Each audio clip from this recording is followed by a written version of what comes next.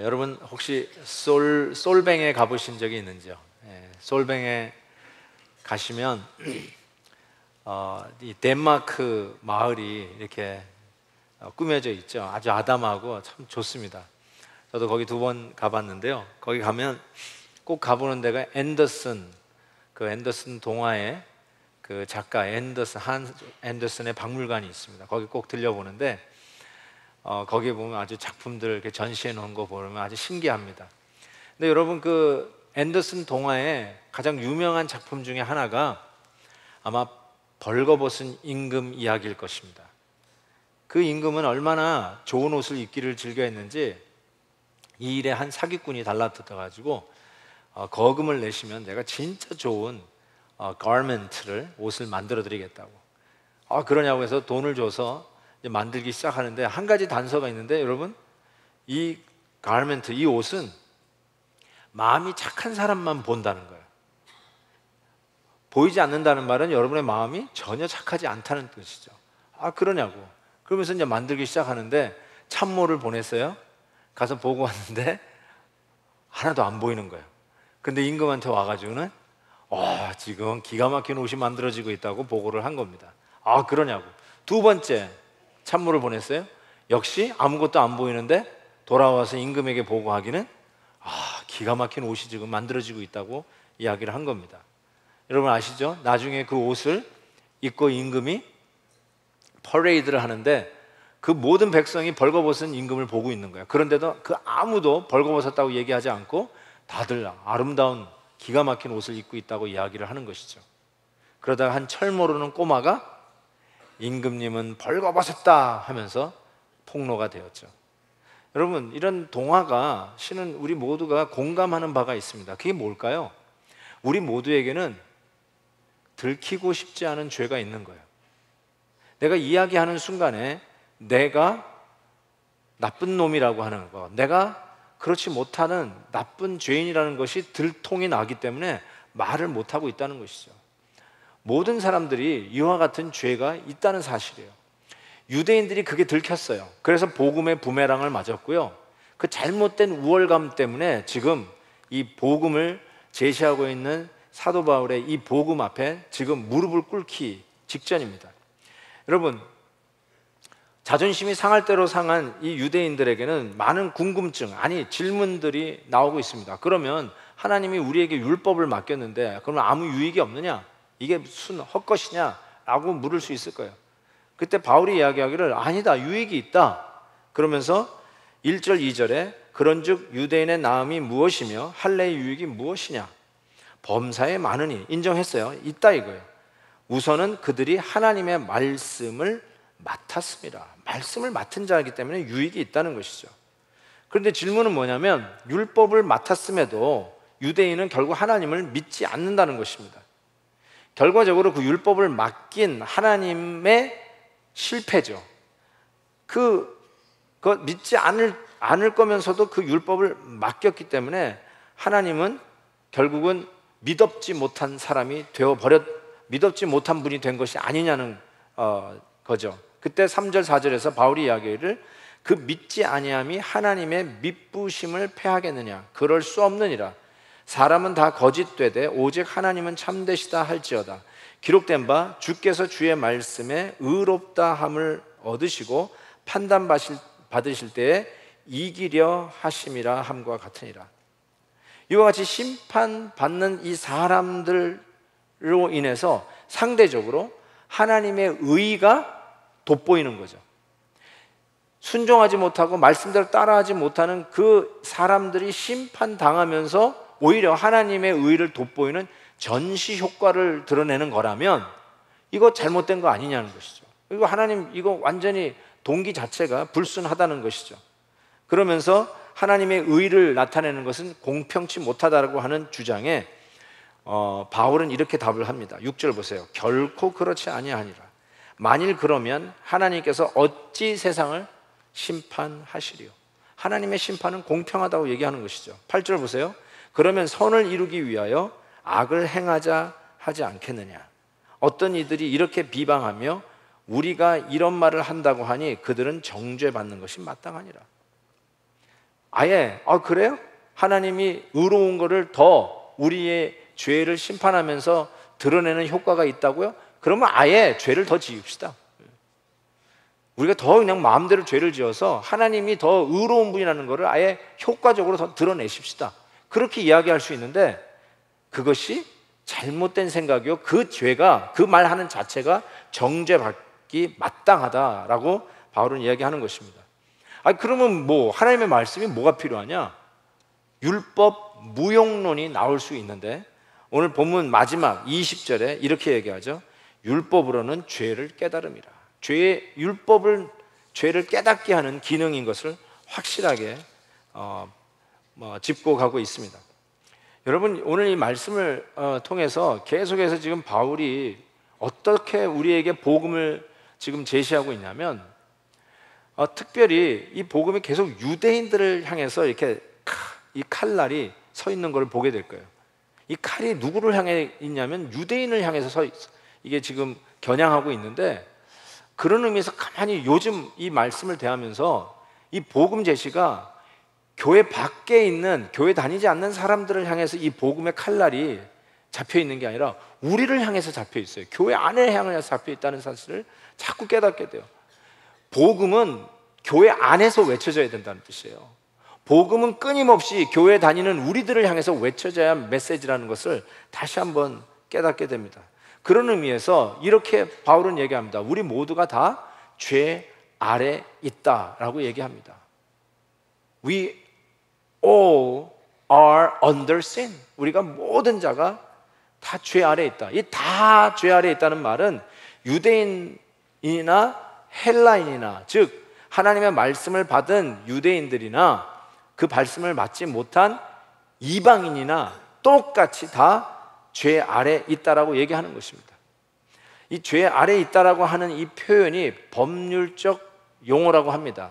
All under sin. 우리 모두가 죄 아래 있다는 말은 우리가 법적으로 어디에 속해 있느냐를 나타내는 법률 용어라고 얘기합니다. 그러니까 유대인이나 헬라인이나 우리는 이렇게 구별이 돼요. 유대인이구나, 헬라인이구나, 이게 구별이 되는데 실질적으로는 same category, 똑같은 카테고리에 들어간다는 뜻이에요. 우리에게 이 칼날을 겨냥하여 이야기한다면 교회 다니는 우리 크리스찬들이나 오늘도 교회 다니면서 하나님을 예배하는 걸 전혀 모르고 그냥 즐기며 살아가는 교회 밖에 있는 사람, 이 비기독교이나 똑같은 카테고리에 있다라는 뜻입니다. 우리 모두가 다 same category, under sin, 죄 아래에 있다고 이야기합니다. 우리끼리도 얘기해도 상관없어요. 우리 안에도 우리는 스스로 구별하려고 하는 선이 있을지 몰라요.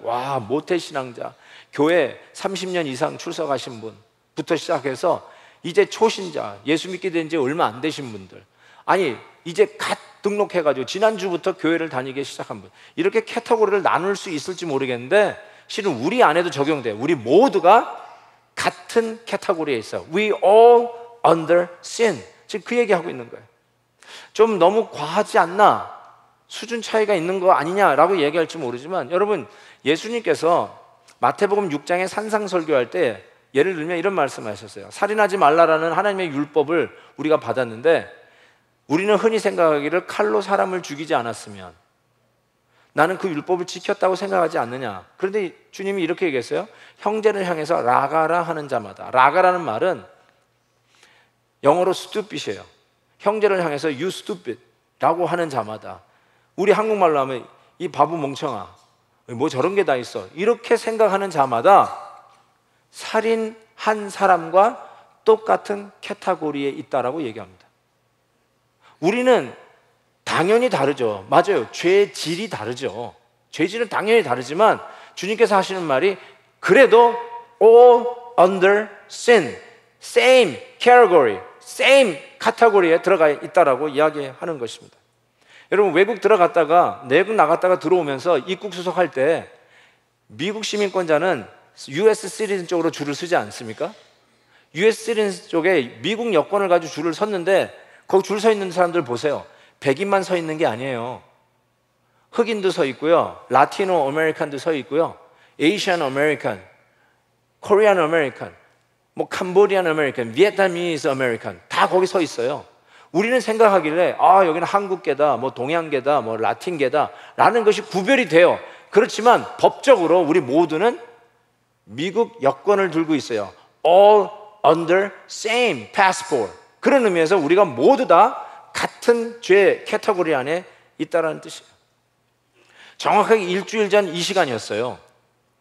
올랜도에서 미국 총기 사건 중 가장 끔찍한 사건이 터졌습니다. 아프간계 미국인이 게이바에 들어가가지고 총을 난사했어요. 그래서 50여 명이 죽었습니다. 미국 총기 역사상 가장 끔찍한 사건으로 기록되었어요. 이 일에 IS들은 찬사를 보냈어요. 용기 있는 일을 했다고 하는 것이에요. 모 대통령 후보는 내가 대통령이 되면 앞으로 이슬람 종교를 가진 사람은 미국 이민을 막겠다라고 얘기했어요. 이렇게 과격한 종교를 믿는 사람들은 미국 이민을 막아야 된다는 것이죠. 어쩌면 여러분도 동의할지도 몰라요. 요즘 이슬람들이 얼마나 기독교에 위협적으로 다가오는데 맞아, 이거 괜찮겠다 라고 생각할지도 모르겠어요. 동의할 수도 있을 거라고 생각할지 모르겠어요. 그런데 여러분 아십니까? 이 올랜도 사건 직전에 최악의 총기 사건은 9년 전 버지니아 공대에서 한국계 미국인이 그 일을 저질러 말면서 33명이 죽었습니다. 만약에 어떤 분이 나타나가지고 대통령 후보가 와가지고 내가 대통령이 되면 앞으로 이렇게 끔찍한 일을 저지르는 이 한국계 사람들은 미국 이민을 내가 막겠다라고 한다면 여러분 어떻게 생각하시겠어요? 아까는 찬성했잖아요. 아까는 마음으로 동의했잖아요. 근데 이거는 동의 못하겠어요? 여러분 모두가 다 같은 캐터고리입니다. 같은 캐터고리예요. 우리가 생각에는 우리가 좀 나은 것 같고 우리가 좀 더 교양이 있는 것 같고 우리가 미국에 이민 오면 미국이 더 득이라고 생각할 수 있을지도 모르겠어요. 그렇지만 우리 모두가 뭐 아프간이든 라티노계든 우리가 다 same category라고 이야기할 수 있어요. 그래서 바울이 이렇게 얘기하는 거예요. 의인은 없나니 하나도 없다라고 못을 박는 것입니다. 의인이 좀 드물다, 좀 숫자가 없다 이런 게 아니라 없는데 하나도 없다. None, not even one. 하나도 없다라고 못을 박는 겁니다. 이 의인이 없다고 하는 이 차원에서 계속해서 없다가 쭉 나오는데요. 그걸 제가 세 가지 캐터고리로 한번 구분해 보겠습니다. 첫 번째, 하나님을 찾는 자도 없다. 11절 보겠습니다. 깨닫는 자도 없고 하나님을 찾는 자도 없다라고 했습니다. 여러분 이 말도 보기 나름대로는 좀 심각한, 아니 좀 지나친 주장이라고 이야기할 수 있을 것입니다. 왜냐하면 여러분도 알고 저도 알고 진실되게 하나님을 찾는 자를 알기 때문에 그래요. 정말 하나님이 궁금해서 어떤 영적인 갈구 속에서 하나님을 좀 만나보고 싶어서 나름대로는 진실하게 성경도 읽고 교회 다니면서 말씀을 들어본 사람도 있습니다. 그러면서 하나님을 만난 분도 있고 그런 분을 알기 때문에 그래요. 여러분 중에 그런 정말 영적인 갈구함 속에 진짜 그 어떤 절대자에 대한 그런 느낌 속에서 뭐 절에를 가든지 모스크를 갔든지 그리고 교회를 다니고 뭐 코란경, 불경도 있다가 성경도 읽었던 그런 사람들을 여러분 기억하지 않습니까? 그러다가 하나님을 만나서 오늘 예배를 드리는 분도 아마 있지 않을까라는 생각을 해봅니다. 그런데 그렇게 하나님을 구도하는 구도자, seeker 그런 사람이 아예 없다라는 뜻으로 사도 바울이 이야기한 것이 아니라 사도 바울이 하나님을 찾는 자가 없다라는 이 말은 이런 뜻입니다. 잘 들으세요. 그 누구도 자발적으로 스스로의 능력으로 하나님을 찾을 수 있는 사람은 없다라는 뜻입니다. 다시요. 자기가 자발적으로 그리고 자기의 능력으로 하나님을 찾아낼 자는 이 세상에 없다라는 것입니다. 여러분 만약에 여러분의 그런 지적 호기심, 하나님이 계신가 안 계신가 내가 한번 좀 알아봐야 되겠다 해가지고 연구하고 책을 읽고 공부를 해서 그 결과로 야 하나님은 있다, 그 결과로 하나님을 만났다라고 가정을 한다면 구원의 문제는 여러분의 지적 능력, 열심히 연구한 노력의 결과이지 성경에서 얘기해 준 대로 우리가 하나님을 만나는 것은 하나님의 은혜라고 이야기할 수 없어요. 따라서 구원의 문제는 IQ 지수의 문제이지 은혜의 문제가 아닌 거예요. 근데 여러분 그게 틀리다는 걸 압니다. 사도 바울은 그런 의미에서 우리 인간은 죄로 말미암아 하나님을 찾는 능력도 데미지 받았다고 얘기해요. 그 예가 에베소서 4장 18절이에요. 총명이 어두워지고 그들 가운데 있는 무지함과 그들의 마음이 굳어졌다라고 얘기합니다. 예수님이 이런 말씀까지 하셨어요. 요한복음 6장에 보면 나를 보내신 아버지께서 이끌지 아니하시면 아무도 내게 올 수 없다. 여러분이 아무리 정성을 다해 구도를 한다 할지라도 하나님이 이끌어 주시지 아니하시면 예수님 앞에 올 자가 하나도 없다라는 뜻이에요. 이 말을 여러분이 들으실 때 많은 분들이, 아니 대부분의 분들이 거북함이 없을 거예요. 받아들여질 거예요. 왠지 아세요? 믿음 안에 있는 자들은 이것을 알아요. 내가 하나님이 궁금해서 교회를 나오기 시작했고 하나님이 궁금해서 성경을 읽기 시작했다 할지라도 믿음 안에 들어와 있으면 하나님을 향하여 궁금증이 생긴 것조차도, 내가 성경을 읽게 된 그 사실조차도 하나님이 나에게 베푸신 은혜이지 내가 내 스스로 내 능력으로 하나님을 찾아낸 능력이 아니라는 것을 우리는 알아요. 맞죠? 내가 내 능력으로 하나님을 찾은 게 아니라 내가 하나님 앞에 찾아 나와서 궁금증을 먼저 가졌다고 생각했을지 몰라도 일단 믿음 안에 들어왔더니 내가 하나님을 만난 것은 내가 하나님을 찾은 게 아니라 하나님이 나를 찾은 것을 알게 돼요. 아멘이죠? 그런 의미에서 바울은 사람이 스스로 자기의 능력으로 하나님을 찾을 수 없다라고 이야기하는 것입니다. 두 번째 없다는 이겁니다. 선을 행하는 자도 없다. 없는데 하나도 없다라고 얘기합니다. 이거야말로 정말 좀 너무하지 않아요? 12절 보세요. 다 치우쳐 함께 무익하게 되고 선을 행하는 자는 없나니 하나도 없다. 여러분 당장 예를 들 수 있잖아요. 선을 행하는 자 내가 아는 사람이 있다. 아니 나도 좀 한다 있잖아요. 착한 일을 하는 사람이 왜 없습니까? 남의 일 도와주기 위해서 손발 걷어붙이면서 자기 시간 내가면서, 아니 자기 주머니 돈 비워가면서 도네이션까지 하면서 착한 일을 하는 사람을 우리가 알고 있습니다. 꼭 교회 안에서만 합니까? 교회 밖에서도 예수 믿지 않는 사람들도 자선 단체에 들어가서 자원봉사하는 사람 여러분 알고 있는 사람 있잖아요. 근데 오늘 성경이 이렇게 해요. 선을 행하는 자가 없는데 한 사람도 없다, 하나도 없다라고 얘기했어요. 이게 뭐죠? 오늘 우리가 딸기 헌금합니다. 이거 선한 일 아닙니까? 우리가 작은 헌금이지만 모아서 우리 장학생들을 돕는 거, 우리 선교사님 자제들을 돕는 거, 이거 착한 일 아니에요? 선한 일인데 아니 어떻게 선을 행하는 자가 없느니 하나도 없다라고 얘기할까? 성경은 행위에 표면으로 드러나는 행위에 초점을 두는 게 아니라 그 착한 행위를 하는 마음의 동기에 초점을 둡니다. 그래서 그런지 예수님께서 이런 말씀을 하셨어요. 너희가 구제를 할 때 착한 일이죠, 선한 일이죠. 그때 오른손이 하는 일, 왼손이 모르게 하라 그랬어요. 어떻게 몸에 한 지체에 붙어 있는데 어떻게 오른손이 하는 일, 왼손이 모르게 할 수 있을까요? 왜 예수님이 이런 요구를 하셨다고 생각합니까? 착한 일이면 서로 좀 부추겨가지고 더 열심히 하도록 해야 되는 거 아니에요? 그런데 오른손이 하는 일, 왼손이 모르게 하라고 이야기했습니다. 왜 그럴까요? 왜 모르게 하라고 그럴까요? 착한 일을 했는데 왜 그거를 모르게 하라고 했을까요? 착한 일에는요, 그냥 착한 일이 다 착한 일이 아니에요.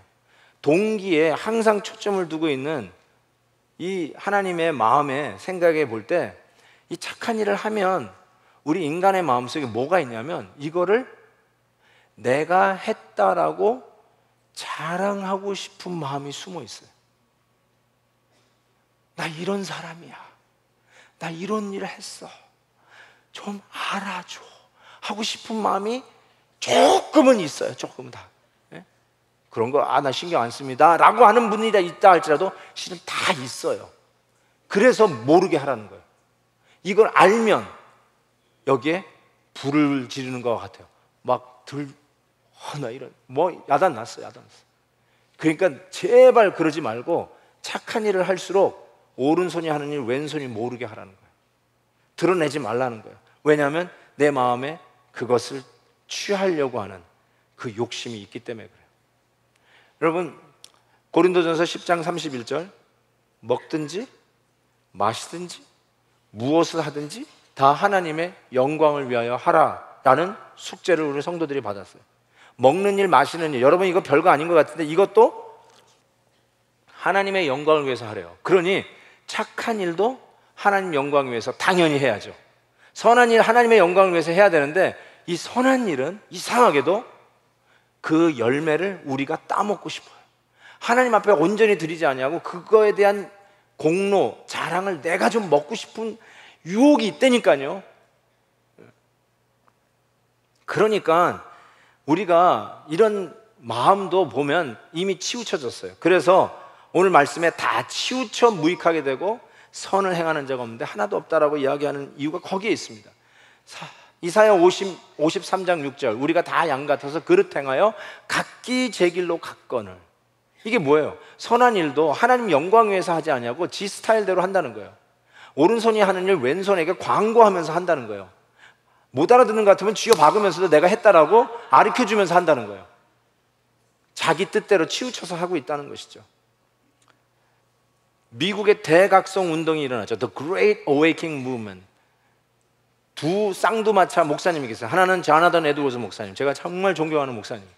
또 한 사람이 누구냐면 조지 위필드 목사님입니다. 영국 목사님인데 미국 대륙에 건너와가지고 선교사도 하면서 정말 하루에 3번씩 설교하는 꼴로 다니시면서 복음을 전했던 귀한 목사님이시죠.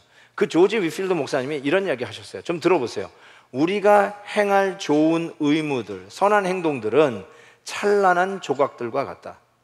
우리는 죄에 몸서리칠 뿐만 아니라 우리의 의와 모든 의무를 행한 열매들까지도, 착한 행동이죠, 메스꺼워야 한다. 마음에 진정한 회심이 있어야만 당신 마음에서 마지막으로 꺼내야 할 우상은 자기의 의다, 이렇게 얘기했어요. 여러분, 계속해서 이 말씀이 나오는 것 같아요. 로마서 2장 4절, 하나님의 인자하심은 너로 하여금 회개하게 하심인 줄 알지 못하느냐. 여러분의 형통함도 회개하고 하나님 앞에 열심히 믿고자 하는 그 마음, 그것이 드러나고자 하는 마음도 회개해야 되고, 그래서 제가 오직했으면 한 번도 새벽기도 빠지지 않은 것도 회개하라고 했을까요? 오늘 이 말씀이 그 말이에요. 선을 행하는 자가 하나도 없다. 선을 행하는 그것조차도 하나님 앞에서 바로 하지 못하고 자기의 영광을 취하려고 하는 그 자기의 의, 그 의도 메스꺼워야 한다는 거죠. 그래야 진정한 회심자의 모습이라고 이야기할 수 있습니다. 팀 켈러 목사님의 로마서 강의에 이렇게 얘기했어요. 복음을 믿는 것과 관계없는 선한 행위. 이거 보세요. 선한 행위에 복음과 관계없는 선한 행위가 있어요. 그것은 우리의 영혼을 결국 부패시킨다고 하고 있어요. 정말 선한 행위할 때 더 조심하셔야 될 부분이 여기 있어요. 여러분 아시죠? 초대교회는 구제를 하다가 제일 먼저 갈라졌어요. 교회가 왜 싸웠는 줄 아세요? 구제하다가 싸웠어요. 선한 행동이요, 오히려 교회를 더 부패하게 만들 수 있어요. 오히려 잘못된 일은 당연히 안 해요. 근데 착한 일은 서로 하다가 그걸로 경쟁하고 서로 비판하고, 넌 왜 나 모양 나같이 안 하냐? 너는 왜 그렇게 안 하냐? 너는 왜 헌금 그것뿐이 안 하냐? 이게 더 훨씬 영적으로 부패시키는 근원이에요. 그런 의미로 생각해 볼 때 선한 행위를 하는 자가 없대, 하나도 없다는 말을 정말 뼈아프게 듣습니다. 또 하나 마지막으로 이야기하는 없다는 하나님을 향한 두려움이 없다입니다.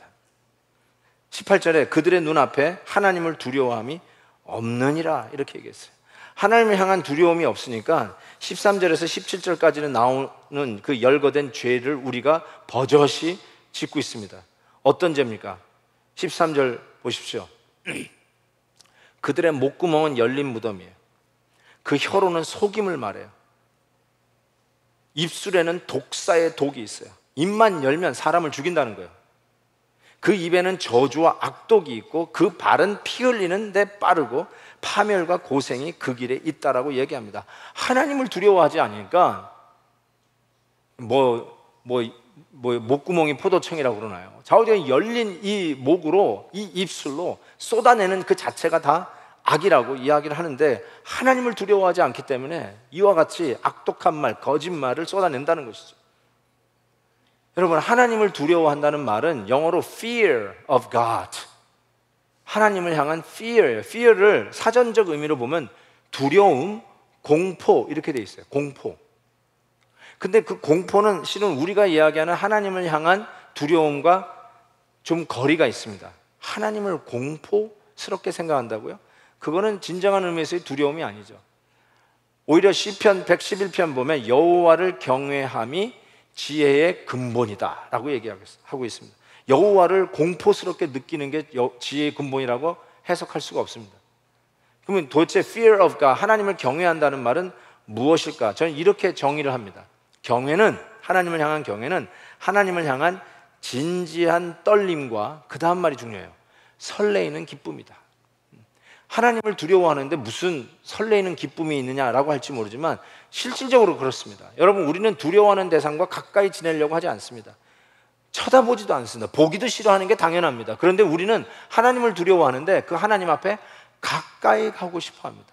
그 하나님을 설레 만나고 싶은 마음이 우리 가운데 있습니다. 아니, 그런가요? 오늘 왜 예배하러 나오셨나요? 이런 설레이는 기쁨이 여러분에게 없나요? 만약에 오늘 여기 나오신 분 중에 내가 오늘 놀러 가려고 그랬는데 모 집사가 그러더라. 예배도 안 드리고 주일날 놀러 가면 틀림없이 가다가 큰 사고 날 거라고. 그래? 그래가지고 그게 겁이 덜커덕 나가지고 야, 예배나 드리고 가자 하고 여기 나오셨다면 그거는 하나님을 공포스럽게 생각하기 때문에 나오신 거예요. 하나님을 향한 설레이는 기쁨이 없어요. 그건 경외가 아니에요, 여러분. 그래도 잘 나오긴 잘 나오셨어요. 어쨌든 그렇지만 잘못된 경외이시면, 정말로 하나님을 경외하면 하나님 앞에 함부로 할 수 없는 떨림이 있죠. 막 할 수 없는 떨림이 있죠. 그러면 동시에 하나님을 향한 설레임이 있어요. 그래서 오늘도 우리가 예배 드리러 나온 거 아닙니까?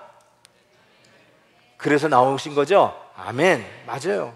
바로 그런 기쁨 속에 나온 거예요. 저는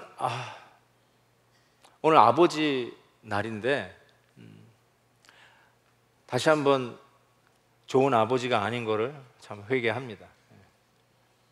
진짜 그래요. 그냥 하는 말이 아니라 참 부족한 것 같아요. 어렸을 때 우리 지금 장가갈 나이도 넘어가는 우리 큰아들이 어렸을 때요. 어렸을 때 그 롤러코스터를 이렇게 유년주일학교 때 이렇게 타러 갔는데 이제 옆에 주일학교 선생님이 계셨어요. 근데 여러분, 그 롤러코스터의 가장 두려운 그 지역이 어디냐면 축축축축 하면서 올라갈 때가 제일 두렵습니다. 타보시는 분은 아시겠지만 막상 타기 시작하면 와 비명 지르면서 하니까 정신도 없는데 그 꼭대기를 향해서 하늘만 보이는 향해서 축축축 올라가는 거, 그것처럼 공포스러운 순간이 없어요. 다행이나 다를까 우리 아들이 아마 정말 초조해가지고 입술이 파랗게 질렸나 봐요. 근데 옆에 타고 있었던 주일학교 선생님이 어떻게 너 이거 무서운 걸 핸들하냐고 물어봤어요. 그때 우리 아들이 뭐라고 그랬냐면, 이 주일학교 선생님이 저한테 해준 말이에요. 나는 아빠를 생각하면 두려움을 이길 수 있다라고 얘기했다는 거예요. 그 얘기를 저한테 해주는 거야, 주일학교 선생님이. 제가 그 얘기를 들었을 때 이렇게 얘기했어요. 제가 한번 칼럼에 썼던 얘기인데요. 이렇게 얘기했어요. 우리 아들은 아빠에게 속았다. 여러분, 저도 무서워요. 저거 못 타요. 나 이거 안 타요, 안 타. 네. 저 바이킹도 못 타요. 나 바이킹 타면 다 토해요. 네. 나 그거 못 해요. 나 빙빙 도는 건 아예 못 해요. 아주 어지러워가지고 못 하겠어요. 근데요, 꼭 제가 뭔가 된 것처럼 우리 아들이 나를 보고 두려움을 이긴대요. 그래서 나는 항상 쿨해야 되고 겁 없는 사람처럼 굴어야 되고 완벽한 아버지처럼 굴어야 되는데, 실은 나도 두려워요. 나도 넘어졌고요. 나도 힘들고요. 우리 아들이 날 믿는다고 요즘은 이제 안 믿어요. 드디어 알았어요. 드디어 나의 진실을 알았어요. 더 이상 나를 의지를 안 해요. 예. 그렇지만 여러분, 나의 이 부족함을 어떻게 해결할 길이 없어요. 해결할 길이 없어요. 하나님을 향한 경외심. 제가 이 말을 묵상하다가 최근에 읽었던 책을 여러분에게 소개하면서 설교를 마치려고 합니다. 제가 이철환 씨의 아마 못난이 만두 이야기는 아마 여러분에게 들려드렸을 거예요. 그 이철환 씨가 그 연탄길로 인해서 소위 스타덤에 오른 작가인데, 그분은 정말 이 난치병이라고 하는 이 불면증을 해결을 했습니다. 정말 이렇게 빙빙 돌고 앞도 못 보고 뭐 이게 스트레스가 오면은 완전히 정말 힘든 상황 속에서 잠을 못 자는 사람인데, 신앙으로 이것이 극복이 되기 시작하고 고침을 받고, 그리고 야학의 자원봉사에서 이 산동네에 사는 아이들, 공부 못하는 아이들에게 가서 정말 지성으로 공부를 가르쳐서 대학에 보내는 그런 일을 하는 정말 좋은 신앙인이에요. 그래서 제가 참 이철환 씨 마음에 들어서 그 책을 쭉 살펴보는데, 지난번에 그 못난이 만두 이야기했는데 요번에 반성문이라는 책을 제가 읽었어요. 그 반성문이라는 책에서 제가 읽으면서 그의 그리스도인이잖아요. 보범이 되는. 그런데 그의 솔직한 얘기에 깜짝 놀랐습니다. 뭐라고 이야기하는지 한번 들어보십시오. 누군가 나를 무시하면 나 혼자 있는 곳에서 그를 향해 거친 욕을 퍼부었다. 나랑 똑같네? 라는 생각이 들죠. 내가 뱉은 욕들은 임금님 귀는 당나귀 귀가 되어 마디마디 나를 더럽혔다. 그 다음부터 들어보세요. 길을 가다가 아주 짧은 치마에 눈이 부딪히면 3번쯤 보고 싶었으나 2번만 봤다. 아니 4번을 본 적도 있다. 여자의 아슬아슬한 치마는 나를 늘 죄짓게 했다.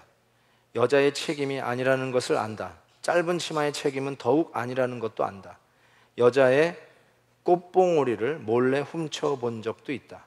갓난 아기들이 입을 맞출 여자의 둥근 봉오리를 훔쳐보며 슬프게도 나는 영혼의 뜰악에 둥근 무덤을 쌓고 말았다.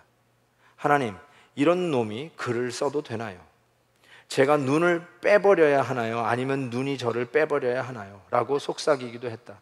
쪽팔려 눈을 감으면 빨간 눈을 가진 악마가 슬금슬금 다가와 피 묻은 손을 등 뒤로 감추며 달콤하게 속삭였다. 남자가 다 그런 거 아니냐고. 누대를 걸친 순놈들의 유구한 전통이 모두들 그렇지 않느냐고. 악마는 드르륵 내 가슴에 바느질을 했다. 여기까지는 다 똑같아요. 근데 이렇게 얘기했어요. 고개를 끄덕이고 싶었지만 그럴 수는 없었다. 나는 하나님 안에 있었으니까. 하나님은 내 안에 있었으니까. 이게 하나님을 향한 경외심이에요. 남들도 다 짓는 죄, 그게 대수냐? 다 똑같아. 그래서 고개를 끄덕거리고 싶었는데, 우리 예수 믿는 사람이 다른 게 뭐냐면 하나님을 향한 경외심이에요. 내 안에 하나님이 계시고 하나님이 내 안에 계시다는 거예요. 이것이 하나님을 향한 경외심으로 다시 내가 부족하고 넘어지는 그 현장에서 다시 복음의 능력으로 공급받아 일어설 수 있는 힘이 거기에 있어요. 나의 죄, 참 끔찍한 죄. 모든 사람들이 말하지 않아서 자기의 죄가 들통나는 게 싫어서 임금님은 벌거벗었다 얘기하지 않는데, 지금 이철환 씨는 얘기하고 있어요. 내가 죄인이다. 내가 이런 유혹도 받는다. 이런 죄도 짓는다. 라고 얘기하는데, 여러분 남자분들 어떻게 생각하세요? 다 우리 이제 짓잖아요. 왜 얘기 안 하세요? 들통날까 봐. 왜 들통나는 게 그렇게도 힘드세요? 아직도 나는 근사한 사람이고 자기 의로 살아간다고 착각하고 있기 때문에, 내가 남들보다 나은 사람인 양, 아예 본질적으로 카테고리가 다른 사람인 양 살아가는 그 재미로, 그것도 없으면 내가 무슨 재미로 살아 하는 그 묘한 자기 의에 빠져 있기 때문에. 그렇다면 여러분, 십자가도 필요 없어요. 예수님께서 십자가에서 그렇게 끔찍하게 돌아가시는 필요가 없어요. 오히려 자존심 상하죠. 왜 예수님이 나 때문에 죽어야 돼? 그러나 오늘도 우리가 처절하게 고백해야 될 것은 나를 살리시기 위해서, 나를 하나님의 거룩한 존재에 다시 세우기 위해서 예수님은 나의 죄를 위하여 그와 같이 죽으셨어야만 했다는 사실이죠. 그 십자가를 붙듦이 내가 다시 일어날 수 있는 힘이요, 십자가를 바라다 보니 오늘 내가 다시 일어날 유일한 소망이요, 그 복음 앞에서 너나 나나 할 것 없이 모두가 다 죄 아래에 있지만 우리가 그리스도 안에서 다시 일어날 수 있는 유일한 희망은 그 십자가 예수 그리스도의 의뿐이 없다라는 사실이죠. 바로 그 십자가 안에서 우리가 포용하고 용서하고 하나 되고 같이 가는, 그래서 모든 사람이 복음 안에서 정말 하나 되는 놀라운 기적을 체험할 수 있는 유일한 길, 그래서 교회 안에서도 계속해서 복음이 외쳐져야 하는 이유는 바로 이 복음 때문에 우리 모두가 서로 마음이 따뜻해지고 푸근해지고 안아주고 되고 용납하게 되고 용서하게 되고 서로 사랑하게 되는 유일한 길이기 때문에 서로의 잘남을 자랑하거나 남의 잘못을 지적하는 것으로는 결단코 하나님의 의를 이룰 수 없기에 우리의 자랑은 예수 그리스도의 의뿐이 없습니다. 이거 하나뿐이 없기 때문에 오늘도 이 시간에 다시 한번 말씀을 받으면서 주님, 나에게 이 은혜를 주옵소서. 이것뿐이 없습니다. 주님만이 나의 유일한 자랑입니다. 여러분, 한번 우리 같이 찬양을 하면서요, 정말 이 고백을 해보고 싶어요. 주님만이 전부입니다. 주님만 생각하면서 살겠습니다. 이런 마음으로 한번 나 무엇과도 주님을 바꾸지 않으리, 이 찬양하면서 자꾸 주님과 바꾸는 나의 의가 여러 가지 있고 자랑하고 살맛나는 것이 여러 가지가 있는데, 아닙니다. 주님, 주님의 의만 내가 사모하겠습니다라는 마음으로 찬양을 했으면 좋겠어요.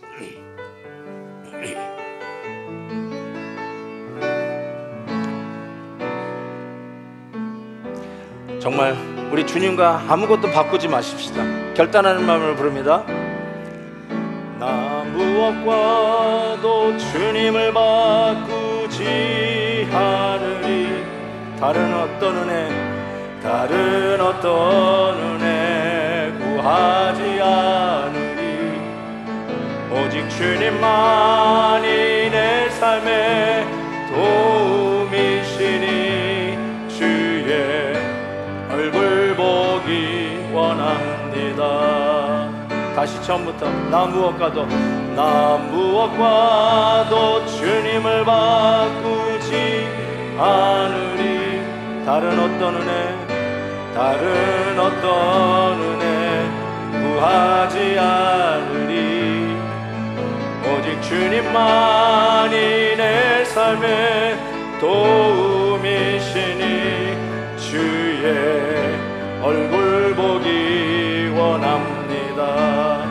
주님 사랑해요. 고백합니다. 주님 사랑해요.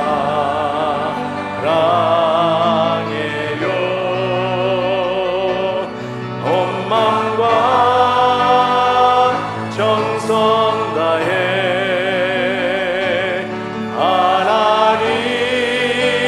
하나님의 신실한 친구 되기 원합니다.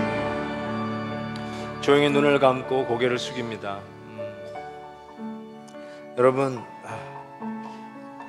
하나님을 향한 찾음이 없고 하나님을 향한 두려움도 없고 선을 행하는 자가 없는데 하나도 없어요. 여러분도 그 캐러고리에 들어가지가 않나 봐요. 하나도 없대요. 여러분, 오늘 한번 내 안에 있는 숨어있는 자기의 의, 이것까지 마지막 우상으로 회개하지 않으면 회심한 자라고 할 수 없죠. 조지 위필드 목사님 말이 그 말인 것 같아요. 마지막 회개할 게 나의 의, 나의 착한 행동, 착한 것 은근히 즐기고 내가 착하기 때문에 남보다 낫다라고 생각하는 거, 이게 자기 의 아니에요? 근데 선을 행하는 자가 하나도 없다는 이 말씀을 여러분 어떻게 이해가 되세요? 여러분 무슨 착한 일을 하셨어요? 오른손이 하는 일 왼손이 모르게 하는데 여러분 얼마나 많이 알렸어요? 은근히 알렸죠. 회개하셔야죠.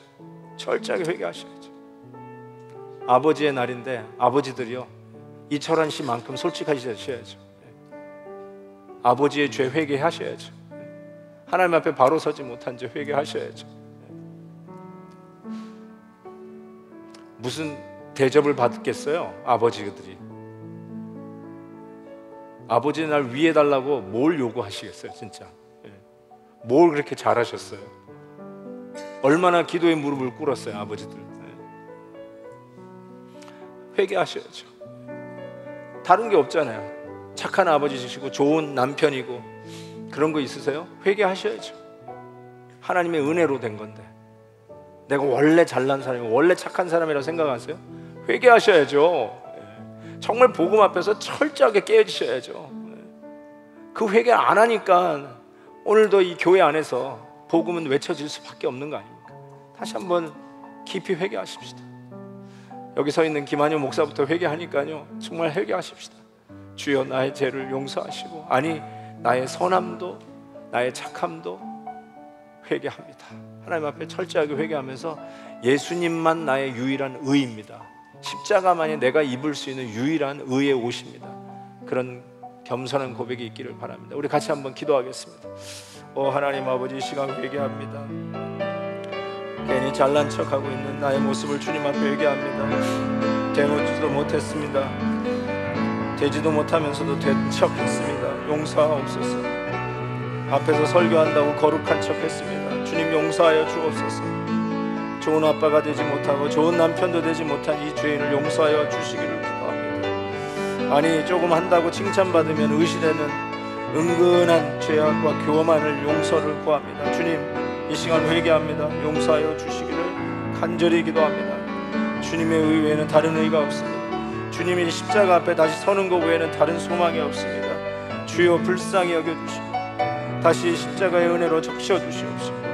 주님 바라보는 믿음의 시선을 주님이 붙잡아 일으켜 주시기를 원하고 기도합니다. 나를 보지 않게 하시고 남을 보지 않게 하시고 예수님만 보게 해 주옵소서. 믿음의 주에 온전케 하신 예수 그리스도만 바라보게 해 주옵소서. 주님만이 나의 전부요 의요 자랑이요 나의 모든 것 되심을 고백합니다. 믿습니다. 예수님의 이름으로 회개하며 기도하옵나이다. 아멘.